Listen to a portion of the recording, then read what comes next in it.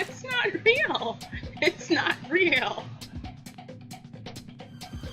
Hey, Ma! These are the supplies that you'll need for your fake cereal and milk crop. Here I've already mixed up the resin. The first challenging thing that you'll have to do is trying to get that perfect translucency, or well actually not translucency but opaqueness to the milk. So that's what you see me doing here. I just used the silicone mat, and here I'm trying to add like a pearlescent kind of color to try to get it more milky. Ultimately, what worked for me was acrylic. It didn't affect my cure time or anything like that, and it's the one that gave me the most white color. I think if I do this again, I'm just going to use the acrylic. You also have to have some clear resin mixed up, because that's what you're going to use with the actual cereal. That's what's in those little tiny bowls. It's a real cereal, but it's going to be basically encased in resin. Once you are happy with the white color, just pour it. You're only going to be using about half of it up front, so just pour about half of it on the spoon and on the mat. Don't worry about it being small, it's going to spread out and everything. Then you need to mix your cereal with the clear resin, and at first I'm trying to do it in this little teeny cup, and I said screw it, poured it in the big bowl.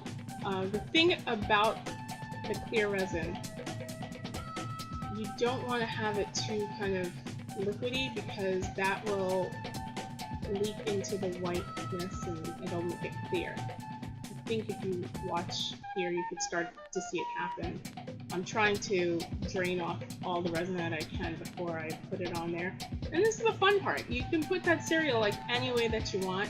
I meant to spread it out a little bit more, but it was getting late, so it's kind of all on the spoon. It's like the neatest pile of cereal that ever was spilled. So I'm just doing the same thing, but if you look up at the Cheerios up there, you can see the clear is starting to overtake the whiteness. Don't worry about that, you can fix it later. And again, I'm doing that with these wheat Chex things. Living things, that's why. That's why they made it into the resin. I mean, if this was like Golden Grounds, they would be gone.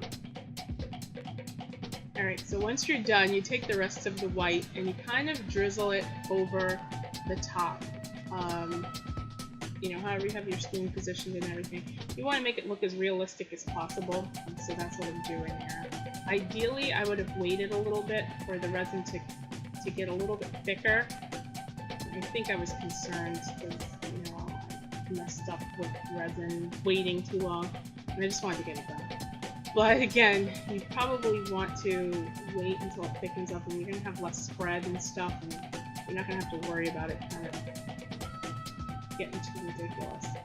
I'm using the popsicle stick to push the milk in all little places underneath that it didn't get. You want it to look as realistic as possible. Ultimately, I went back and I poured more white over it about 4 hours later. And this is what you get. So now you can put it all around and fool your family and fool your friends and, you know, get yelled at. It's all good fun.